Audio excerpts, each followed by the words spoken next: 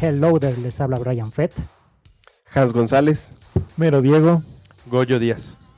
Y bienvenidos a este nuevo episodio de El Videoclub, donde el día de hoy vamos a estar hablando de la famosa película de 1985, The Breakfast Club, o como se le conoció aquí en México, como El Club de los Cinco. Bueno, ¿qué les parece si empezamos platicando un poquito al principio de cómo fue que dimos con esta película? Híjole, yo creo que es como parecido a lo que comentábamos en el episodio de Volver al Futuro. Yo creo que también el acercamiento fue a través del Canal 5, solo que aquí yo no tengo muy claro como en qué año habrá sido, pero pues sí, yo creo que la vi como de manera fragmentada, es decir, no la vi desde el inicio, seguramente en alguna parte, pero yo calculo que fue en los 90s cuando realmente tuve acceso a ella. Sí, pues yo recuerdo que en el Canal 5 la ponían constantemente. De hecho, era una de las películas que cada mes la ponían. Y era una parte en donde a lo mejor cuando eras niño como que no te llamaba mucho la atención. Ya cuando estabas hasta en la adolescencia es cuando decías, oye, esto está interesante, ¿no? Esta película como que me identifico en algunos momentos con pedazos de esta película. Entonces sí, creo que Canal 5 fue el que nos abrió realmente una exposición a esta película. Exactamente. Yo creo que mi acercamiento, no es algo que recuerde exactamente, pero estoy casi seguro que fue igual de manera fragmentada en la televisión y siendo el Canal 5, nada más como un breve paréntesis, la otra vez me preguntaban por qué mencionan al Canal 5. Bueno, pues la verdad es que el Canal 5 en esos años tenía una barra de películas y yo creo que eran películas muy bien seleccionadas. Como dato adicional, quien en algún tiempo se encargó de hacer esa selección y de meter ese tipo de cine era Alejandro González Iñárritu, el encargado de darle personalidad al Canal 5 desde la barra de programación, y ya lo demás es historia. Entonces, ¿por qué había algunas películas de este tipo que veíamos ahí? Pues tenía mucho que ver con la intención que tenían de darle esta personalidad al canal. Y también la veía de manera fragmentada, incluso yo me confundía, creía que veía una escena y en mi memoria, hace unos años, yo creía que eran escenas de otra película, de adolescentes, de otra temática, porque pues por los escenarios que después muchas otras películas retomaron y situaciones que otras películas también retomaron y que más adelante vamos a platicar. Y fíjate que yo creo que eso que mencionas es como bastante lógico, porque varios de estos actores pertenecían a lo que se le conocía como el Brat Pack, que era un grupo de actores de adolescentes que hacían películas para adolescentes en la década de los 80, que pues la mayoría de ellos eran los del Club de los Cinco o Breakfast Club. Entonces como que podía parecer que esos actores eran parte de otra película y pues por ejemplo ahí tenemos también a Robert Downey Jr., a Charlie Sheen, a ¿cómo se llama? El de Bueller's Day Off. Matthew Broderick. Sí, Broderick. exacto. Ajá. Entonces por eso yo creo que esta fragmentación te hacía llegar a pensar que era Claro. parte de otras películas. Sí, aparte, creo que yo sería el único que saldría un poquito de la norma aquí del Canal 5, porque efectivamente no me había puesto a considerar, como lo que comentaba Hans, de que debido a esta buena selección de películas fue que muchos de nosotros tuvimos ese primer acercamiento con el cine hollywoodense de la época de los 80s, 90s, ¿no? Porque creo que no nos tocó tanto de los 70s.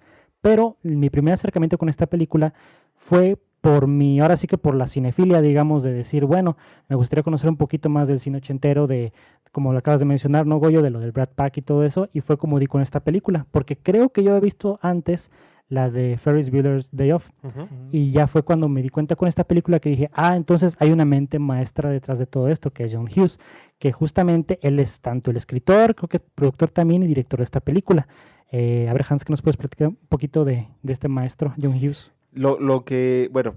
Platicando el director, yo tengo una forma de catalogarlo desde mi óptica, por las películas que conocemos, por los escenarios que repite de alguna manera en su estilo.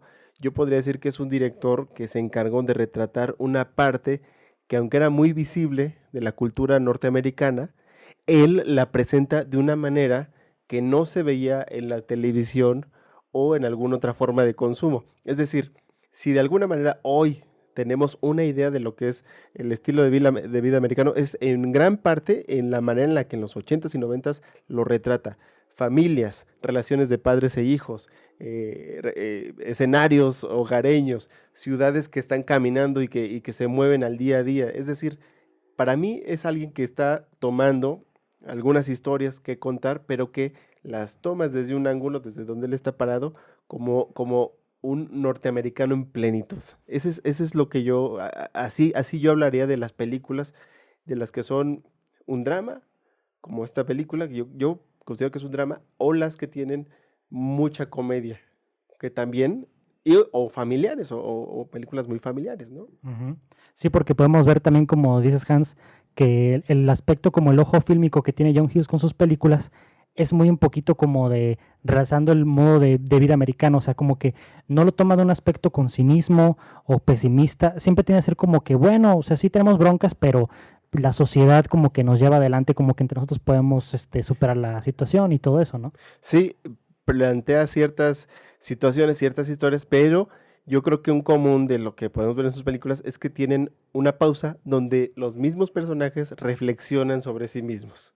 Es decir, no deja tanto la moraleja al espectador, sino te dice, aquí ya te le está diciendo directo o indirectamente el personaje con esta situación, con esto que está expresando, y que después, bueno, hablando de los actores y haciendo escarbando, si no corríjanme, creo que uno de los jovencitos que sale en la película, el que tiene la pistola de bengalas en el Sí. armario, ahorita no Ah, recuerdo sí. el nombre. Mi tocayo. Anthony Michael Hall. Ajá. Creo que- Brian. Ajá. Sí, Brian. Brian, ¿Qué pasó? no, Brian Fett. Ah, Brian, creo que él repite en la película de Ciencia Loca, me parece. sí, es el mismo. Es el mismo. Pero Sí. ya bastante ya más alto. grande. Más grande. Sí, Sí, más sí. grande. ¿Sí están seguros que es el mismo? Sí, Estoy es el, casi seguro que sí. es el mismito. Es el mismo, ¿no? Porque ahí también sale Robert Downey Jr. como uno de esos buleadores. Ajá, creo que el único que no se supo más de él fue el que era el chaparrito, no el de cabello Gayat, castaño. Wyatt, ¿no? Que era Wyatt y Gayat. Ah, ¿no? pero esa era la serie. No, La serie. pero Hablamos la de la película. película. De la película. Ajá, pero No, esa en sí, la película es donde sale Robert Downey Jr. Jr. Sí. Ajá. Sí, pero bueno, de todas formas podemos ver que es el acercamiento que siempre le da John Hughes a sus personajes y justamente es el tema central de la película, como de la identidad, del saber quién es uno mismo, no sé quién crees que eres, porque así es como empieza la película, ¿no? Bueno, de hecho, originalmente empieza con esta frase de David Bowie, creo que la canción se llama Changes y toman ese detallito. ¿Alguien tiene el dato de cómo era la frase, no, verdad? No, pero es importante ese momento porque cuando dejas de ver la frase se rompe como el espacio donde está contenida y nos ya introduce a la historia, que es esta escena donde estamos viendo el frente del colegio, de la preparatoria, y van llegando todos los jóvenes en circunstancias diferentes. Esos a mí me gustó mucho porque ya desde los autos y la manera en que los están dejando ya te está transmitiendo y te está dando como la psique del personaje, ¿no? Primero el BMW, bueno, va llegando el BMW y entonces te está indicando que es la princesa, también llega la camioneta con el papá que deja al hijo deportista, también dejan a la hija, esto es interesante, la hija que la consideraban como rara o el personaje raro, que es Allison, se baja de la parte de atrás de su camioneta, o sea, no iba adelante, como una tipo wagon, como un coche largo. Entonces se baja en la parte de atrás y como que va a ir hacia la ventana a despedirse y se arranca el coche. Entonces ahí teníamos ellos. En el caso de Brian, tu tocayo, está en la parte de adelante con la mamá y con una pequeña hermana y le dicen que tiene que estudiar y él dice, pues no podemos estudiar, pues no sé cómo le vas a hacer, pero tienes que estudiar. Entonces te va introduciendo a los personajes y lo mejor es que el último, que es Bender, llega solo, llega caminando, no llega con padres, entonces eso ya te está transmitiendo mucho de la historia. Ajá. Sí, pero una parte importante que esto me gustó mucho cuando la volví a ver, al inicio de la película se muestran las cosas por las cuales van a detención los alumnos. Antes de que lleguen en el carro, lo muestran y tú ves y dices, bueno, ¿de qué son esos elementos? ¿No? O sea, no les tomas tanta importancia. Al principio cuando ves, después de que se rompe esta frase de David Bowie, si dices, ¿por qué pasan esos elementos? ¿No? De hecho, es muy, muy interesante que sale que dice una imagen de El hombre del año. No sé si se acuerdan, más adelante sale este personaje nuevamente en la película. Y aparte voy a empezar con los datos curiosos, que justamente cuando llega mi tocayo ahí a la escuela, resulta que tanto la mamá como la hermana del personaje de Brian son la mamá y la hermana en la vida real de Anthony Michael Hall. Así que pues así como, si ven ahí por el parecido, pues no es coincidencia, ¿verdad? Y todo fue planeado completamente. Pero me gusta mucho esta idea de cómo John Hughes escribe la historia, para que, como mencionábamos justamente en el episodio de Volver al Futuro, de que vemos cómo está bien construido el guión y está tan bien dirigido que no tienes que enterarte quiénes son los personajes con algo tan ¿cómo se le puede llamar? Tan de golpe como que, ay, sale el niño enojado, o yo qué sé, ¿no? Sino como dices tú, Goyo, con tan solo ver los coches ya empiezas a hilar diciendo, ah, mira, entonces va por aquí, ¿no? Y también me gustaría recalcar que otro de los aciertos muy padres que tiene esta película y también una proeza muy grande por parte de John Hughes es de que él se aventó el primer borrador de esta película en tan solo 2 días. Uf, qué barbaridad. Así que imagínense nomás la capacidad de escritura que tiene este brother, ¿no? Sí, justamente yo iba a hacer esa pregunta. Leí esa información, a mí me parecía muy sorprendente, un tanto exagerada, pero sí creo que se la aventó en un fin de semana. Y lo más interesante es que cuando se presentan escenas de discusiones, fluyen tan natural y fluyen tan bien que ahí es donde cuesta trabajo que lo haya escrito una sola persona, porque responden cada una de las personalidades. Más allá de que respondan las palabras, responden las personalidades. Ese es el talento en el guión de esta película. Exactamente eso, por lo que también justamente ustedes que decían que la habían vuelto a ver en el caso de Diego, que dices que te le echaste ¿cuántas veces? ¿4? 4 veces. 4 veces, ya habla de eso, de que está también construida la película y que, como dice Hans, de que se siente tan natural que es una película que puedes revisitar muchas veces. Sí, no, y aparte, o sea, la primera vez la vi con mi esposa nunca la había visto, y sí, ella decía, oye, está muy bien hecha esta película, o sea, al principio como que no le llamaba la atención por cuestiones así como, es una película de adolescentes, ¿no? O sea, no sé, a lo mejor pensaba en la cuestión de películas de adolescentes de los 2000, así de, pues nada, van a echar relajo, puras American tonterías. Pie. Ajá. Y ya cuando lo empieza a ver, dice, no, sabes que está muy bien hecha esta película, tiene un muy buen mensaje, o sea, la atrapó también la película y eso es lo interesante, ¿no? O sea, ahí vemos cómo está el cambio muy drástico. Digo, yo creo que John Hughes, algo muy importante en los 80s, era que los personajes principales son los adolescentes, ¿no? Pero no los adolescentes así como, el típico adolescente, bueno, ahora decimos el típico adolescente así, el tonto, o el que nada más quiere acostarse con una chica, o llegar a algún lugar en específico y tiene que pasar encima de alguien, o pasar algo muy raro para que lo logre. No, él lo toma como realmente una persona que va creciendo, que va teniendo, va formando su carácter, y esto lo demuestra muy bien en cada una de sus películas. Exactamente. Entonces, bueno, tomando ya un poquito ya más el ritmo del desarrollo de la trama, después de aquí pues vemos que cada uno empieza a llegar a sus lugares, se sientan ahí en la biblioteca de la escuela, que justamente esta es la misma escuela donde se grabó Ferris Bueller's Day Off, y pues bueno, cada quien toma su lugar y todo, y aquí es donde se nos introduce en la película al gran antagonista de la película, que es nada más y nada menos que Vernon, que él... Esto es donde tengo mi duda. ¿Él es el director de la escuela o simplemente son profesores, lo que no supe bien? No, es el director. Director, ¿verdad? Sí. Entonces, pues aquí ya se nos ve que es donde también se avienta este famoso, ¿cómo se le puede llamar? Esta interacción que tiene John Bender con Vernon, donde le empieza a retar, ¿no? Que le dice lo de... Bueno, antes de esta escena que es fuerte, donde se encierran en esta como bodeguita parecida a donde el director Skinner encerraba a Nelson, a Simpson.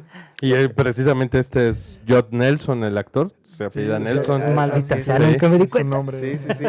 El asunto es que antes, aquí, no sé, alguien más ochentero, Diego, que nos puede dar una referencia, pero cuando empiezas a ver las primeras intervenciones del director en la trama, me recuerda estos videos de Twisted Sister, donde llega el adulto, ¿no? Opresor a los jóvenes que les dice, what are you going to do with your life, ¿no? Así, a cuestionarlos, a oprimirlos. Yo no sé qué fue antes, si este video musical de I Wanna Rock, de Twisted Sister, o si fue primero la película, pero es una personalidad que se repite en la cultura norteamericana y que está muy presente. Yo creo que fue primero la película, creo. Habrá que investigar, pero bueno, sí, va como marcando la pauta, y hace rato comentábamos que había como muchos clichés en las películas, pero precisamente surgen a partir de esto. Cuando estás platicando de esta conversación que tiene el antagonista con Bender, que para mí es el principal protagonista, aunque todos tienen su peso específico, a mí me parece muy importante, tiene una frase que es legendaria, que es la de Eat My Shorts, sí, que luego la vamos a escuchar con un personaje de la cultura pop muy radical. ¿Qué es? Bart Simpson, claro. El Bart Simpson. Entonces también ahí es donde tú, bueno, no sé si esto lo hizo Matt Groening, el llamarle Bender a Bender en Futurama, por como la actitud es muy parecida a la de nuestro personaje en Breakfast Club, que no siento que sea tan casualidad que se llame Bender. No me sorprendería si así fuera, ¿eh? Como que... No. De todas formas, ya sabes que los Simpson y todo el trabajo de Matt Groening tiene a apoyarse mucho en la cultura pop, ¿no? Yo me imagino. Y en este caso, pues si es el Eat My Shorts que luego retomó Bart Simpson, yo creo que este es el generador de muchas cosas que nosotros encontramos en la cultura popular.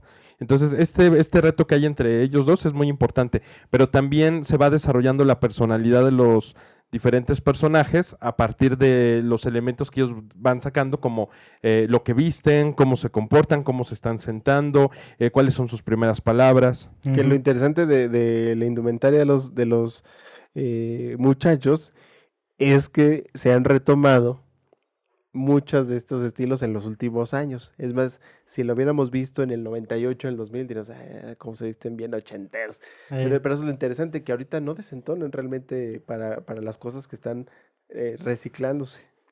Exactamente, se siente vigente. Sí, no, de hecho, yo creo que ves así como el mismo estilo que se ha repetido, creo que nunca ha cambiado, ¿no? O sea, el atleta siempre con la chamarra deportiva, ¿no? La niña, pues aquí le decimos, ¿no? Que mucho tiempo en los 90, la niña fresa o la niña bien, Claro. la princesa, siempre con ropa así como más de marca, más limpia la Y niña. maquillada. Y... Sí, Sí, la claro. rara que pues, era un emo. Claro, sí, con el cabello en el rostro, Sí, Ajá. tal cual. una personalidad oscura. La falda larga, Reservada. Ni, suéter ni siquiera la gigantesco. talla, la ropa, ¿no? Que es como lo que traen los chavitillos ahorita, ¿no? De el oversize. Sí, el nerd, pues, o sea, tú ahorita ves uno y son, digo, ya ahorita Tal lo dicen cual. de otra manera, ¿no? Mm. Pero pues es los mismos. Y el chico rebelde, ¿no? Así igual, la ropa así larga, así nadie, no habla con nadie. Botas. Botas, Los ajá, ahorita guantes. tal cual ves a los chavos con botas también, ¿no? Ey. Y aparte, curiosamente, todo el atuendo de Claire, interpretado por Molly Ringwald, todo fue comprado en Ralph Lauren, así que por eso se ve así, vestida de 10. Princesa. Aquí la Fashion Police. El chiste es de que, bueno, de aquí empezamos a ver las primeras interacciones entre el club, digamos, donde pues podemos ver que cada quien está como que muy marcado quién es, sus círculos sociales fuera de la biblioteca, y por eso como que discuten al principio, porque como que nadie se cae bien y nada, ¿no? Ahí, y bueno, yo quiero ir un poquito antes, porque algo que gracias a las películas, gracias a las series, es más, desde las series como Los Años Maravillosos, que tenemos que entender en América Latina, particularmente en México, es la cultura de los cuartos de detención en las escuelas. Sí, creo que tienes Algo razón, que sí. no existe. Ahí quiero hacer un pequeño paréntesis, porque es algo que cuesta trabajo incluso platicarlo. Si yo platico de la película con los alumnos que tengo hoy en la preparatoria, luego en la secundaria, pues era un cuarto de detención. O sea, ¿por qué, no? Pero lo tenían bien claro, o sea, es un asunto que lo tienen bien masticado el sistema educativo gringo, ¿no? Y se repite en mucho, ves Malcolm, el de en medio ahí, el cuarto de detención. Entonces, ellos iban a esta zona de detención, pero un sábado, ¿no? Que era así como un caseo, pero todavía más fuerte. ¿A qué hacer? A pensar y a reflexionar sobre su conducta y a dónde iban, ¿no? Sí, Que esa porque era no su podían forma. hacer alguna otra cosa. Nada más así hacer es. el ensayo, ¿no? De decir quién son. Ahí voy a decirles que, bueno, sí, ya van a ver mi edad. Cuando yo iba en la primaria iba en la Ciudad de México, allá había uno, le decían cuarto de pensar. Entonces, cuando te portabas mal, te retiraban de tu grupo y te llevaban al cuarto de pensar para que tú estuvieras solo y pensaras en lo que hiciste mal. No tenías que hacer nada y estaban así paredes blancas, no había nada y te encerraban en el cuarto de pensar para ver qué hiciste mal. O sea, era este tipo de, Claro. ¿sabes qué? Llevarlo a algún lugar y ese era el castigo. O sea, tú decías, pues aquí qué hago, no hago nada. O sea, no podías igual parar, no podías hacer cosas. No, te vas a sentar ahí en el cuarto de pensar. Y si había dos personas, no puedes platicar con la persona que tenías al lado. Tenías que estar ahí. No sé, nos encerraban entre 1 a 2 horas a que tú estuvieras ahí pensando en qué fue lo que hiciste mal. Y ya al final, según recapacitaras qué hacías, digo, realmente nunca no servía de mucho, la verdad, sí, ¿no? Así decías, salías así y mi mamá me preguntaba, ¿y qué hiciste? ¿Por qué te metieron al cuarto de pensar? Pues nada, sí, no me quieren, el típico, le caigo mal a la maestra, ¿no? Sí. O sea, no. Bueno, pero no te pegaban. A mí me pegaban en las manos los franciscanos por portarte. No, yo digo, no creo que realmente me portara mal, sino por ser travieso, que tampoco creo que fuera travieso. pero Delinquir un las poquito nada manitas. más. Robarte los lápices. Sí. No. Pues, Se robó un Sirio Pascual. Pero imagínate, yo hubiera preferido un cuarto de reflexión a que te peguen Sí, en las bueno, manitas de niño de primaria. Aquí justamente el punto al que iba es que eso dice mucho la película. La película también es una crítica al sistema, Sí. porque dice, a ver, estás poniendo una forma, un correctivo parejo, estandarizado para todos, pero ahí te llegan los chavos cual diversidad, ¿no? Hay en las escuelas. Sí, sería como en una prisión. En una prisión no puedes tener a todos los asesinos en una misma área. Tienes que también segmentarlos. Entonces, ¿por qué en un cuarto de detención vas a poner a estas personalidades tan distantes entre ellas? Pues como que no iban a encajar. Y por eso es muy interesante la película, porque tienen que interactuar. Yo me quedaba pensando, sobre todo en la cuestión del doblaje, porque pues ahorita que la estaba viendo hace rato en inglés, pues no hay censura en el lenguaje, y entonces me quedé pensando cómo la había visto por primera vez o cómo la consumíamos en la televisión abierta mexicana.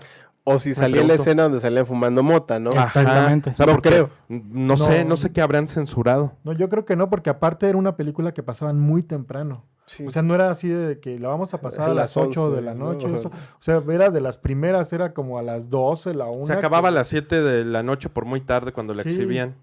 Ujú. Sí. Porque Bueno. han de decir que es película para chavos, ¿no?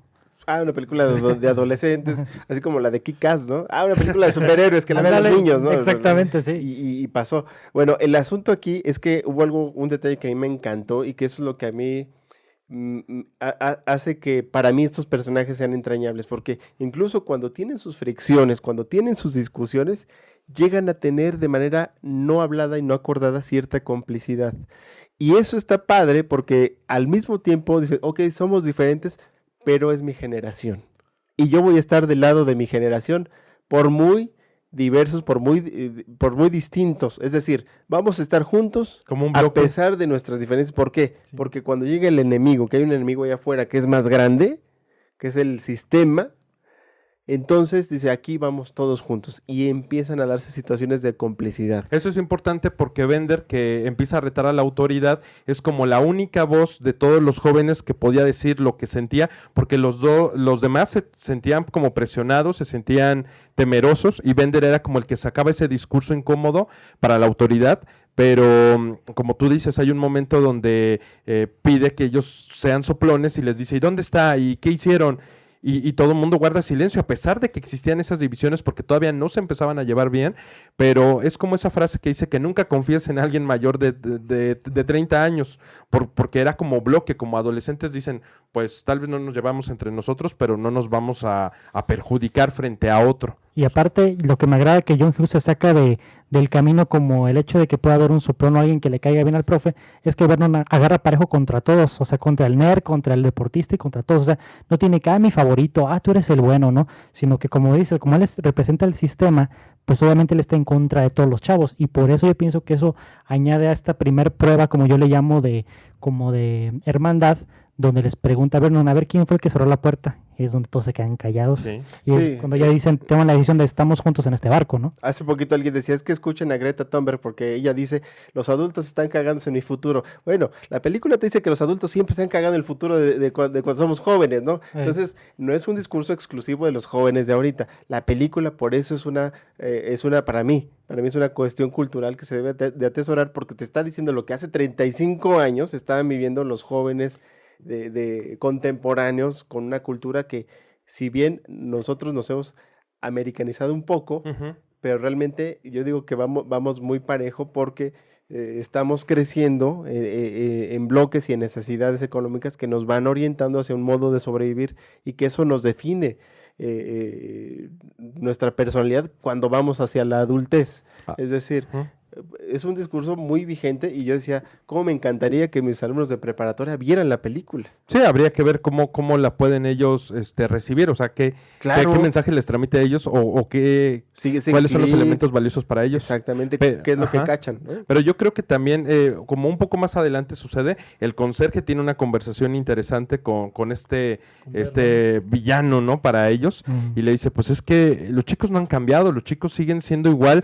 Tú eres el que te volviste un poco más viejo. Como Skinner, ¿no? De que serán estos los que... No, dice que no. Yo sé que los tengo demás- buen gusto. Ajá, pero es eso, es lo que está diciendo Hans, que que en realidad la juventud sigue pues en contra del sistema, la siguen atacando, y lo que es el mensaje de la película donde le están diciendo es que usted nos percibe como usted quiere percibirnos, o sea, nosotros no nos podemos definir o no vale la pena definirnos o decirle quiénes somos, sí, finalmente usted nos va a percibir como quiere. Eso es bien interesante. Acabas de decir, el conserje tiene una conversación interesante con el director y le dice, oye, pues antes eras chévere, ¿no? Antes eras cool.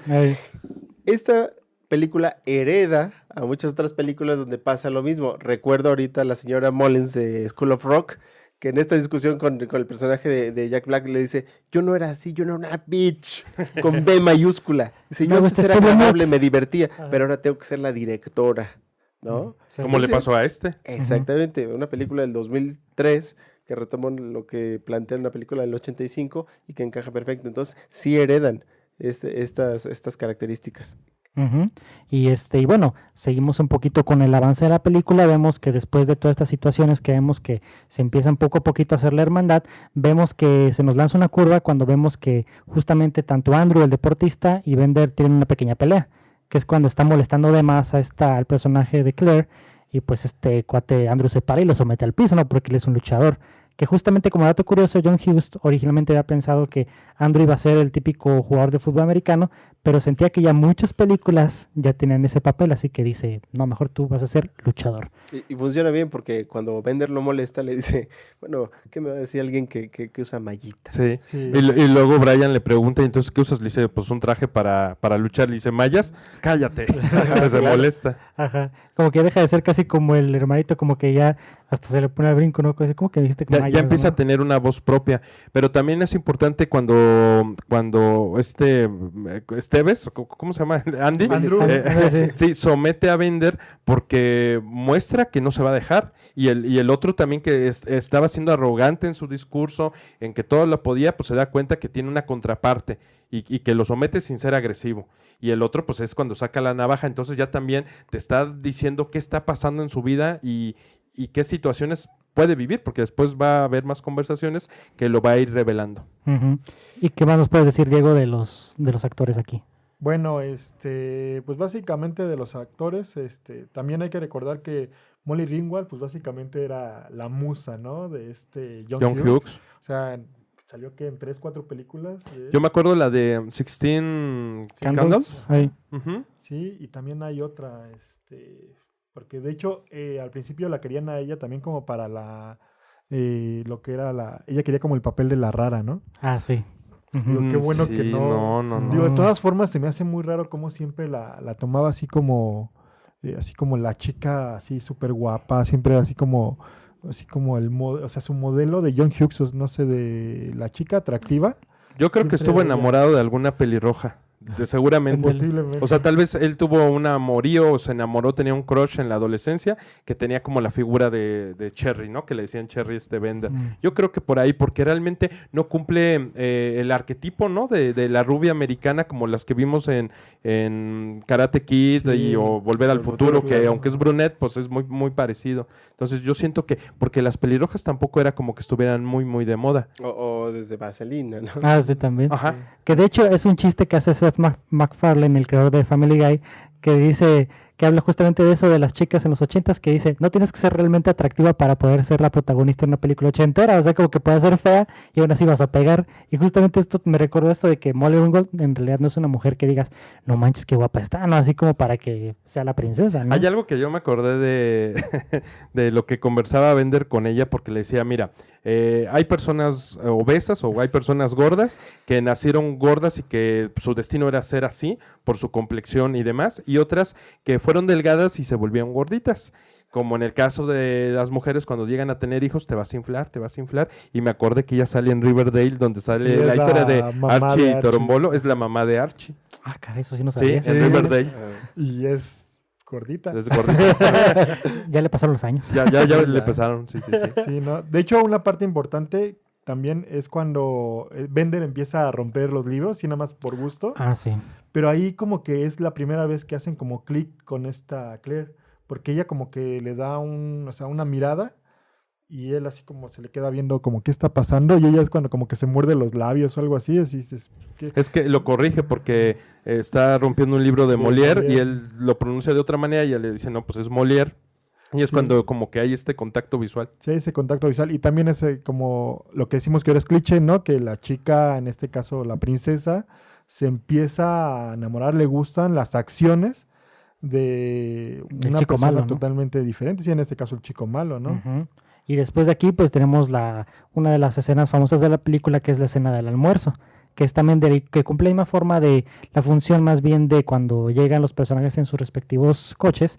Vemos aquí que también vemos cómo se refleja su personalidad en lo que comen, ¿no? El ambiente familiar en el que viven, porque Claire saca sushi y entonces todo el mundo, ¿qué estás comiendo? Y es pescado crudo con algas, que volvemos a lo de Volver al Futuro. Todavía la cuestión japonesa apenas iba Así es. introduciéndose a la vida americana, entonces era algo que incluso a algunos les daba asco. ¿Cómo vas a comer pescado crudo Sí, cuando sí, para sí. nosotros ahorita es tan común? Casi como ir a los tacos. Sí, muy parecido. Culturalmente no hay como, no suena extraño, pero para ellos sí. Ujú. Y después pues ves el alimento del atleta que eran papas, manzana, Como 4 plátano. sándwiches. Ajá. Fíjate, el precursor de la proteína, porque ahora en estos días graban esa escena, nomás el shaker, ¡pum! Ahí está. Sí, pero ahí estaba. Y estaba también la situación de muy graciosa de Allison, que le mandan como un sándwich, Ah, sí. pero le mete como corn pops y azúcar, como... Sí, de hecho tiene es como, no sé, como mortadela o Y la algo, tira. ¿no? La avienta Ah, sí. así a la estatua y sí, le pone corn pops, azúcar, un Azúcar. chorro de azúcar. Como Yo en no unos sé, tubitos. ¿eran azúcar o eran de esos como dulcecitos que... No, era No, era azúcar. ¿Era azúcar? Sí, antes Ah. el azúcar sí venía como en unos tipos popotes bueno, no eran popotes, eran Unas Pajillas, unas tiras ajá. ajá, de papel. Y me encanta porque todos los demás somos nosotros la audiencia cuando vemos cómo se come eso, Alison, de que, ¿what? Sí, y la están mordiendo, pero ya sé a cuáles te refieres, como a las pecositas. Ándale, esa Sí, mera. pero no eran pecositas, era Azúcar. azúcar tal, Ujú. y empieza a morder. Y finalmente Brian, de manera ñoña, saca su almuerzo, y Bender, que ya se esperaba que no iba a llevar almuerzo, llega a quererle robar el almuerzo, como que te va transmitiendo eso, pero a la mera hora no se lo quita. Nada Ujú. más dice, pues tu desayuno está muy completo. Pero esa parte es muy importante porque da pie a que se burle de la familia de Brian, porque dice, es que tú eres el hijo modelo, eres el orgasmo El de unos orgasmo. padres. Sí. Y a partir de eso, Emilio Estevez, Andy, le dice, pues entonces, ¿cómo es en tu casa? Y es ahí donde se pone la cosa Claro. difícil. Sí, Sí. porque ¿qué es lo que pasa ahí? Sí, es cuando ahí se dan cuenta que todos tienen en común algo, problemas con sus padres, ¿no?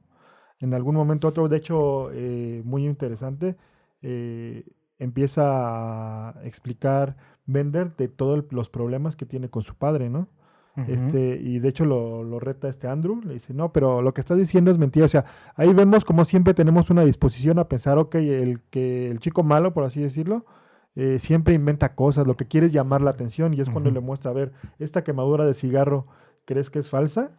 ¿Sí? ¿No? Y después también Andrew empieza a comentar de que realmente su padre lo presiona, ¿no? Aquí es cuando cada quien empieza a decir, y se dan cuenta de que todos son presionados por sus padres, como decimos, los adultos siempre presionan, en este caso a los adolescentes, y a uno lo presiona por la cuestión deportiva, a Brian lo presiona por la cuestión Académica. académica, ¿sí? Entonces aquí ya ven que sí, no son realmente tan diferentes unos de otros. Exactamente, es como el hilo que ya los une a todos.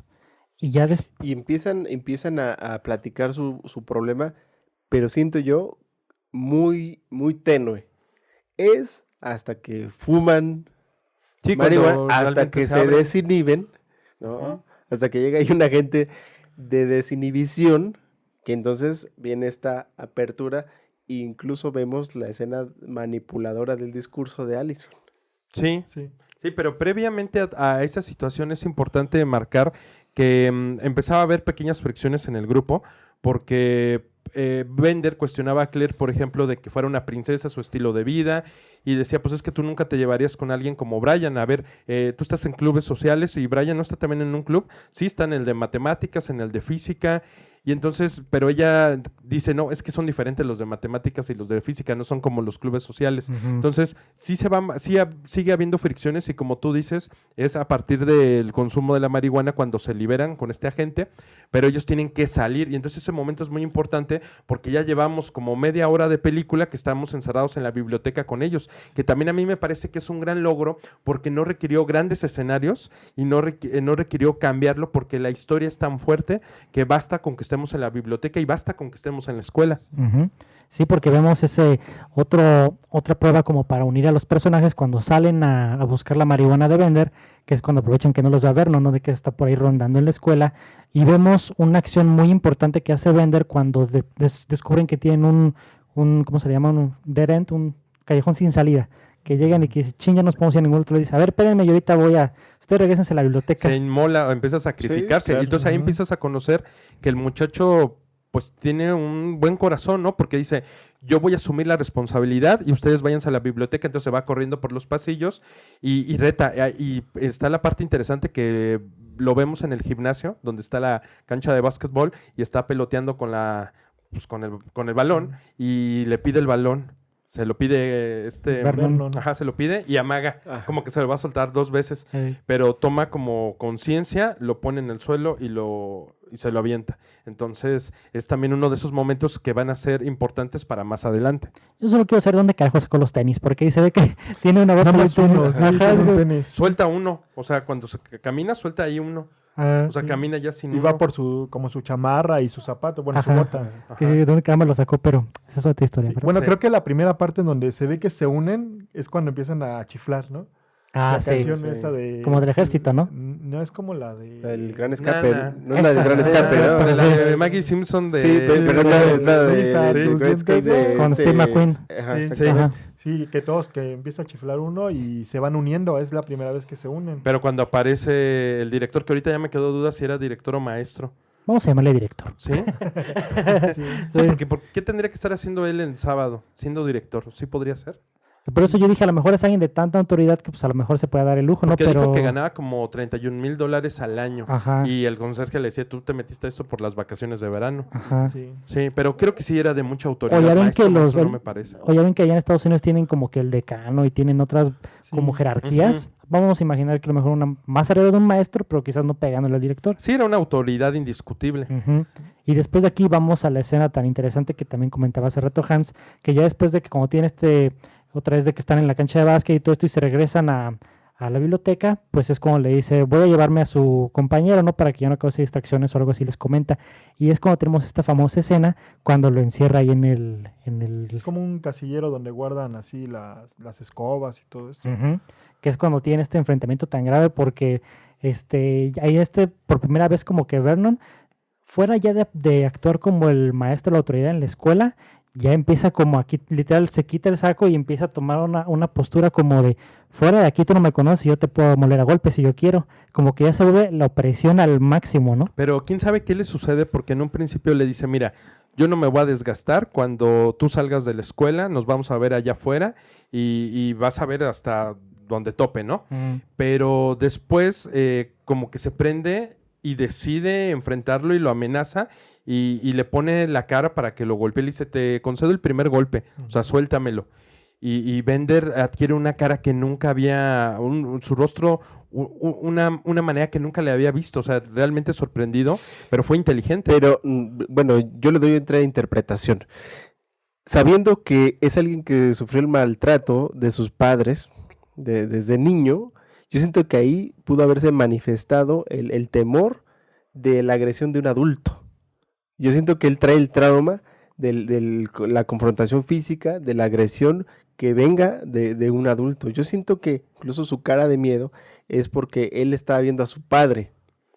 Entonces, por eso queda petrificado. Esa es la interpretación que yo le doy. Sí, yo también fue lo mismo que Sí, pensé. porque tiene el rostro de miedo. Sí, porque es la primera vez, como tú dices, Goyo, donde se rompe su faceta del chico malo y él vuelve a ser un niño. Sí. abusado verbalmente y físicamente es. por su padre, porque Claro. sabe que la amenaza física de un adulto puede ser real porque real. viene de su papá. Y es dolorosa y lo ha marcado, ¿no? Sí, Exactamente. porque no dice palabra alguna. Y el rostro es un rostro que tiene un miedo intenso. Sí, de hecho, Vernon menciona así, ¿a quién crees que le van a creer? ¿A un estudiante así que siempre causa problemas o a un maestro? Ujú. O sea, sí, o sea, es cuando, como dicen, o sea, aquí ya estamos hablando también de psicológicamente lo está amenazando, ¿no?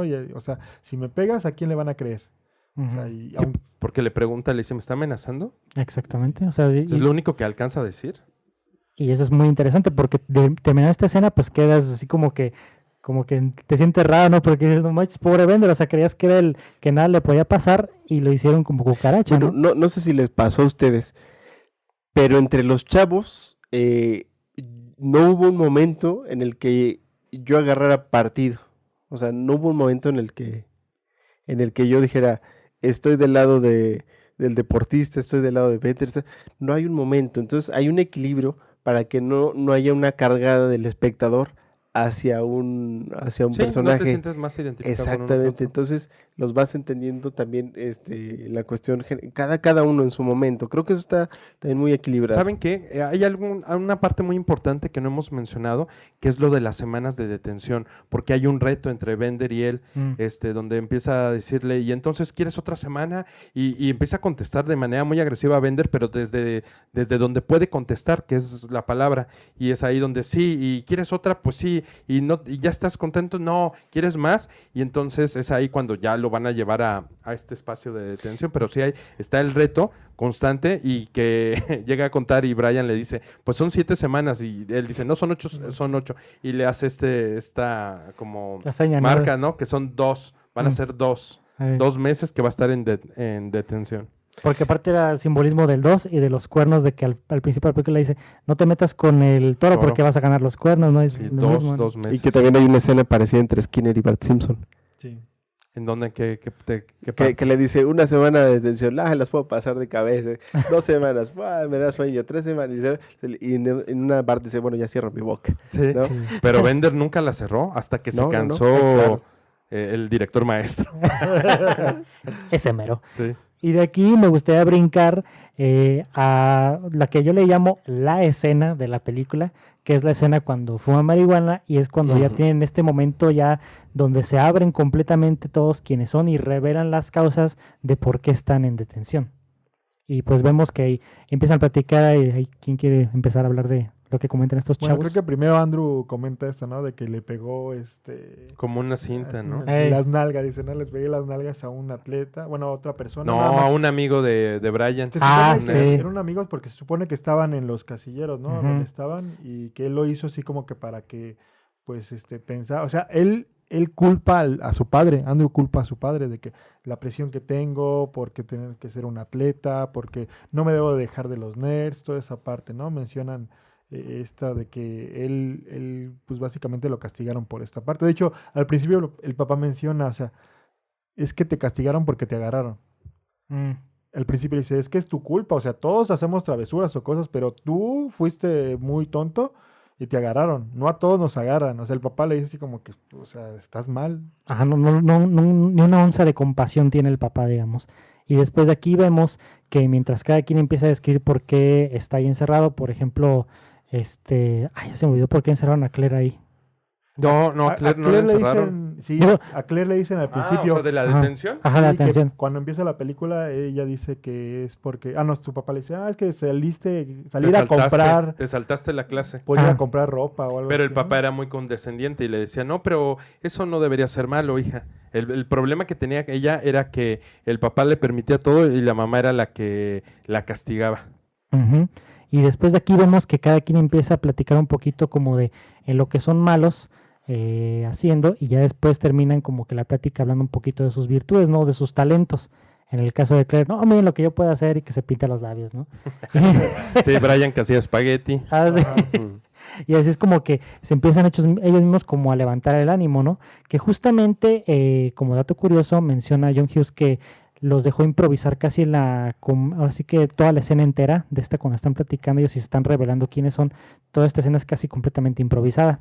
Así que pues también eso habla mucho de la calidad actoral que tienen estos chavos, Pero ¿no? todos, realmente Ajá. todos.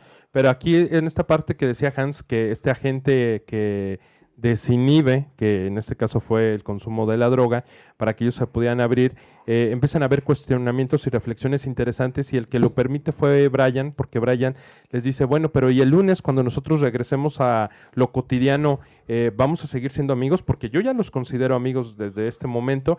Y entonces es ahí cuando Claire saca el modo princesa y le dice, pues no, realmente no somos amigos. Y también entra el cuestionamiento hacia Andy. ¿Tú lo vas a reconocer frente a tus amigos atletas? ¿Lo vas a saludar como amigo? O tal vez lo vas a saludar y cuando se vaya vas a decir, ay, es enero, vas a hablar mal de él. Entonces es ahí donde se abre mucho la conversación de si son hipócritas o no son hipócritas y la presión social que tienen en sus diferentes grupos. Sí, de hecho ahí también es cuando a mí me gusta mucho porque Bender dice, sí, ya sabíamos que son hipócritas, vuelven a regresar a que es una princesa o es un atleta y Claire lo cuestiona. Bueno, ¿y tú, si lo ves, le vas a hablar? ¿Tú le vas a invitar a fumar marihuana cuando te lo encuentres? Y él así, no, no puedo, con mis amigos no le voy a hablar. Entonces le empieza, o sea, se dan cuenta que otra vez regresan a que todos tienen algo en común. De hecho es cuando Brian como que explota y dice, yo sí les voy a hablar. O sea, entonces el único bueno son Allison y... Sí, porque dice, nosotros somos los únicos buenos. Sí. Ujú. Y eso se pone muy, muy interesante porque dice, yo sí les voy a hablar. Y Claire saca otra vez lo mala y dice, pues es que tus amigos nos admiran. Ah, sí. Y ahí Brian cae Sí, en el claro. dolor y le dice, es que eres tan creída, tan vanidosa, no, o sea, se ofende muchísimo porque él sí estaba dispuesto, pero dice, pues es que ustedes nos admiran a nosotros. Y si no saben la presión que me ponen mis amigos y no sé qué, y es cuando Brian le dice, ¿tú crees que yo no sé de presión? Y es cuando, Uy. ahí. Y confiesa. De hecho, ya es Ajá. cuando Brian confiesa por qué es que está castigado. Ujú. Que es que primero me encanta porque como la manera en que te lo escribe la película, dices que yo me encontraron una pistola en mi armario, ¿no? Pero nunca te especifican qué es, y tú como espectador empiezas a hilar y dices, no manches, o sea, o se iba a matar, o iba a matar a Hoy alguien. va a ser un tiroteo. Sí, Hacen sí, un sí. precursor de Columbine, Pero creo casi, que ahí casi. la parte importante de John Hughes fue relajar ese momento diciendo que fue una pistola de bengala. Porque Ajá. todos tuvieron un rostro de Y qué estamos diciendo y qué estamos haciendo cuando este chavo tiene estos problemas, pero relajan el momento que se vuelve muy incómodo. y que él mismo se burla de su situación y dice, la verdad sí fue lo muy estúpido, ¿no? Sí. Y se ríe de su desgracia. Sí, porque aparte me encanta porque cierra como ese tema tan serio y tú acuerdas que son unos chavos y por eso les da risa porque una pistola de bengala y no sé qué, y eso es parte como del encanto de la película. Sí, pero ese momento es muy importante porque sí logra que baje tu tensión y sobre todo no le resta al drama, pero lo hace más ameno, Ujú. hace que no sufras constante Ujú. porque era una realidad. O sea, sigue tocando el tema porque al mencionarlo se está tocando el tema, se considera importante, pero no nos lleva a escenarios más oscuros, afortunadamente. Ujú. Y vemos que, de igual forma, así como dices, o sea, no te sientes traicionado como audiencia de que, ay, yo creía que era una pistola, ¿verdad? Pero no, o sea, como que la situación sigue latente y ya pues te sientes relajado de que pues no era nada serio. Y es muy importante ahí porque luego le preguntan a Allison, ¿y tú los reconocerías como amigos? Y dice Allison, es que yo no tengo amigos. Ah, sí. Y les dice, ¿saben por qué estoy aquí? No, pues ¿qué hiciste? ¿Y qué dice Allison? ¿Se acuerdan? Sí, que no tiene nada que hacer los Sí, sábados. nada, ajá. Así, sí, sencillo. Es que a mí me encanta ver Breakfast Club porque me transporta aunque yo no era adolescente cuando se estrenó, me transporta a esa época donde no teníamos celulares.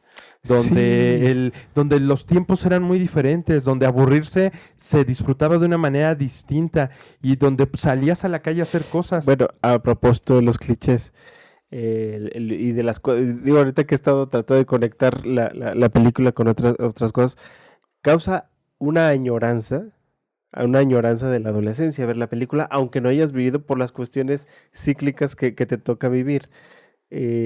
Como por ejemplo el video de Smashing Pumpkins de 1979. Te retratan algo muy similar a lo que vemos en Breakfast Club. Este grupo de amigos, etcétera, etcétera.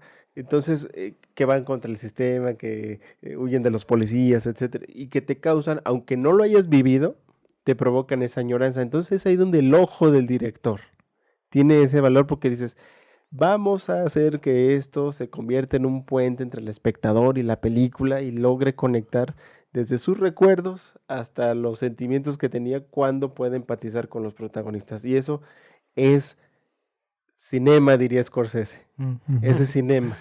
Exactamente. Sí, pues el cliché también muy importante, ¿no? O sea, de que Claire se enamora de Bender, digo, pues al final siente una atracción, y Andrew de Allison. Allison, Y sí. el típico, o sea, bueno, en Le ese gustan momento no, raras. ahorita ya podemos decir, ay, el típico, ¿no? De que la maquilla se ve bonita y causa una así, sensación especial en Andrew, ¿no? Aquí Ujú. lo mismo, ¿no? O sea, la rara así, ya cuando la muestran ya maquillada, ya totalmente diferente, hasta Andrew es una cara así como de que es la Pero es misma. importante cómo lo hicieron porque fue rápido. Porque muchas películas es todo un proceso Ah, y sí. el montaje que te muestran para Y la cambiarla. sorpresa. Ay, y ya es Sí, cansado. sí. Y aquí no, fue instantes, con poquito maquillaje. Y lo mejor es que no quedó guapísima, porque a veces se eligen Sí. chicas guapísimas para hacerlas aparentemente no Así atractivas es. y luego aparezca toda su belleza. No, aquí fue todo muy natural. No es que fuera la mujer más atractiva del mundo, pero con un poquito de maquillaje la embellecieron muchísimo, pero aún así es una chica normal. Entonces no era como que ahora iba a ser la asediada por todos en el colegio. Y es muy bonito cómo se acerca, porque es como muy natural, no es Ujú. grotesco, no es Sí, vulgar. Sí, creo que todo igual cuando le da su arete esta Claire A a Bender. Que hay que Ujú. decir que Claire va a ver a Bender.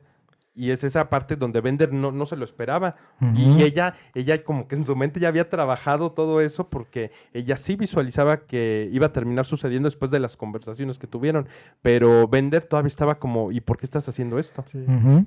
Y vemos ya que con esto ya casi se acaba el día, digamos, pues de estar castigados, y ya es cuando poco a poquito se empiezan ya a despedir, ¿no? Pero acuérdate que Claire todavía sigue siendo abusiva y le dice a Brian que si puede escribir el ensayo. Ah, sí. Sí, lo que pasa es que Sí, nos hazte la saltamos- tarea, ¿no? Sí. Ajá, sí. Nos saltamos eso al principio de que, o sea, una parte que este Vernon pide, a ver, están castigados aquí, tienen que hacer un ensayo de quién creen que son ustedes. No menos de 1000 palabras. No menos Ah, de sí. mil- y no pueden repetir la misma palabra 1000 veces. ¿no? Porque te dice que eso ya lo había hecho Bender, Sí, ¿no? ya. Bender había puesto una palabra 1000 Mil veces veces. con tal de joder al director. Ajá. Y también esto como que te transmite que Bender ya muchas veces ha estado en Mm. detención. No, Sí. no sabes por qué. Yo nunca supe por qué Bender estaba en detención. Me imagino por muchas cosas, ¿no?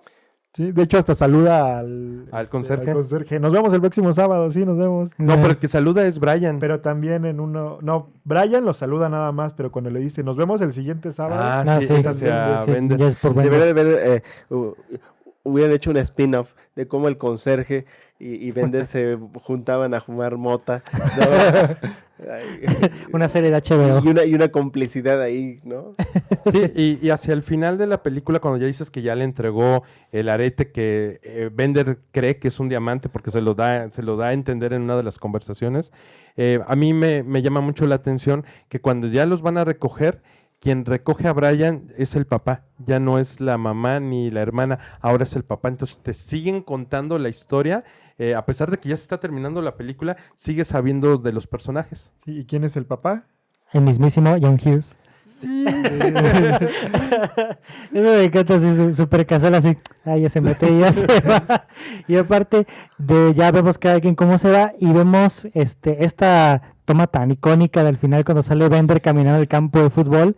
Y que curiosamente ese momento fue improvisado porque John Hughes le digo, no, pues pues haz lo que quieras ahorita que vas caminando de punto A a punto B. Y vemos que John Bender pues sale y levanta el puño, ¿no? Y es que ese es un, ¿cómo podríamos ser? Un frame o un recuadro de toda una generación. Ujú. Eso.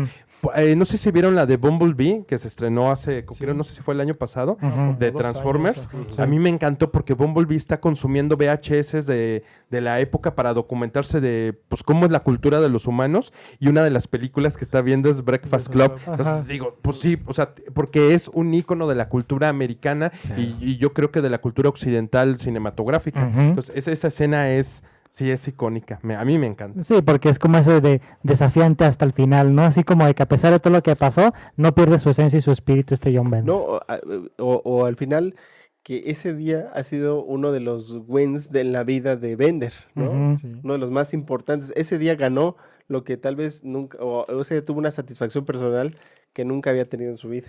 Ujú. Sí, de hecho ahí da como que más sentido, o sea, me daba más sentido ahí la canción, ¿no? Que la vuelven a Ay, repetir. Sí, y sí. que la música es otra cosa. Sí, ¿no? Sí, claro, porque vemos que la canción es nada más y nada menos que Don't You Forget About Me, Ajá, de sí, Simple Minds, que sí, fue sí, escrita sí. específicamente para esta Sí. película, y pues no puede haber mejor canción para representar toda la Sí, película. porque la escuchas y es Breakfast Club, definitivamente. Sí. El No, y momento que aparte sale. terminan... No, y 80s. Es Sí, una los canción que te 80s. dice 80s por todos lados. ¿no? Ujú. Sí, y es muy interesante también cómo terminan. Y terminan que Vernon lee el ensayo de Brian, ¿no? Y que cambian, o sea, la frase que decían al principio Ya de no la es la película misma. ya no es Ujú. la misma. Ya él comenta de que, bueno, ok, al principio dice como que usted ya nos tiene etiquetados y que somos un atleta, una princesa, La un rara, nerd, chico la problema. rara y un chico problema. Pero al final dice, no, pero que en cada uno de nosotros somos Todo eso. un nerd, o sea, sí Un es, criminal. un criminal, o sea, Ujú. porque realmente se conocieron y todos tienen un poco de cada personalidad que los adultos, o sea, antes que nada yo creo que esas etiquetas, antes de ponérsela a los mismos adolescentes, los adultos Sí. son los que etiquetan a Así los adolescentes, ¿no? Ajá, sí. Sí, ahorita que mencionan eso de los adultos, me acordé de los papás, del papá de Bender y el papá de Andrew, porque dice Bender, ay, o sea, cuando ya Andrew cuenta de la presión que siente por parte de su papá, Bender es un poquito empático y le dice, deberían que ir a jugar bolos, Sí. porque también es ese como elemento cultural de los Estados Unidos, Así ¿no? es. Ujú. Papás patanes, bebedores, golpeadores, que les encanta el deporte, o sea, toda esa marca, deberían que ir a jugar bolos juntos. Entonces, eso también fue importante porque marcaba que hay muchas similitudes entre ellos, no solamente en lo que sienten, sino cómo los tratan los papás y Ujú. cómo son los papás. Sí, de hecho creo que en esa parte es cuando ya se rompe totalmente esa fricción que hay entre Andrew y Bender, ¿no? Sí. Sí, Ujú. que hasta como que le da un golpe en la espalda, así como que nuestros papás deberían ir o van a jugar juntos a los bolos. Ujú, exactamente, así como que decimos no somos tan diferentes, el tema que se repite a lo largo de la película. Y bueno, creo que con esto ya pues es el cierre de la película. Vemos que efectivamente es una película que puedes volver a ver una y otra vez, como lo hace Diego el día de hoy, y que también puede resonar en muchas generaciones de aquí hasta la eternidad, porque no es un tema que sea solamente una década, sino que es un tema recurrente de las relaciones de los padres y los hijos, las expectativas, los prejuicios que podemos tener hacia los demás, nuestras propias expectativas de nuestro futuro, de quiénes somos, la identidad. Toca tantos temas esta película, disfrazada como un drama comedia juvenil, que la verdad eso se ha ganado un lugar, yo pienso, en los anales de la historia fílmica del mundo como una película que es Ujú. imprescindible de ver. Las películas, al final de cuentas, nacen de un guión y un guión es tan trascendental como cualquier obra literaria.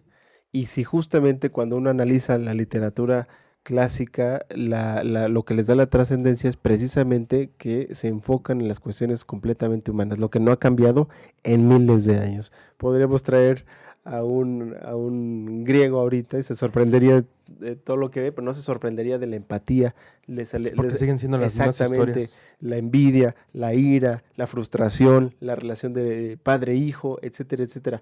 Cuando logran matizar una historia y construirla alrededor de un contexto determinado, los artistas, los músicos, los cineastas, los guionistas, entonces logran estas cosas, estos resultados que provocan que incluso nosotros en pleno 2020 sigamos hablando de ella y nos tomemos el tiempo para hablar de ella y disfrutar de todo eso. Y gente que va a estar escuchando este podcast, que ese es todo el eco que hace una buena obra, una gran obra.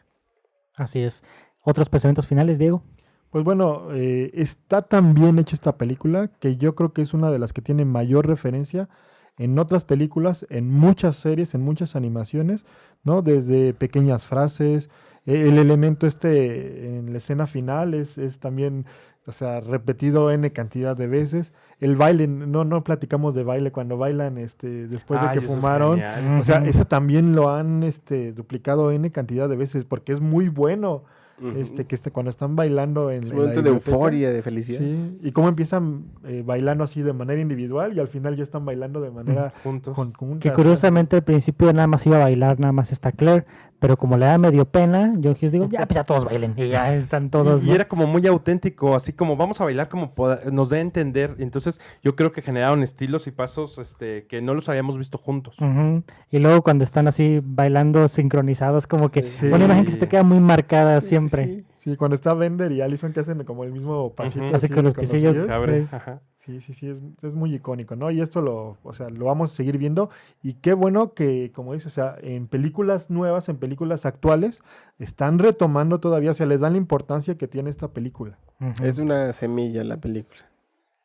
Goyo, pensamientos finales. No, pues yo estoy muy contento que decidieras que viéramos Breakfast Club, porque creo que estamos haciendo un poquito, ponemos un grano, no sé, algo de nosotros al comentarla para que más generaciones tengan la inquietud por verla y puedan emitir sus propios comentarios. Y bueno, justamente también da la casualidad de que este año se celebran los 35 años de The Breakfast Club, de igual forma que como lo vimos como Ver el Futuro. Así que qué padre que pudimos discutir de esta película en este aniversario tan especial y que pues tuvimos la oportunidad de platicar todos juntos con esto, ¿no? Y bueno, creo que con esto damos por cerrado la edición del Videoclub del día de hoy. Nuevamente les agradezco a todos ustedes, chavos, por participar en este programa. También agradeciendo a ti que estás escuchando este podcast. No olvides que también puedes calificarnos en Apple Podcast. No olvides darnos seguir en Spotify también, porque esto nos ayuda a que más cinéfilos como tú puedan descubrir nuestro contenido. Así que nos despedimos por esta ocasión. Yo soy Brian Fett. Hans González. Pero Diego. Goyo. Hasta luego.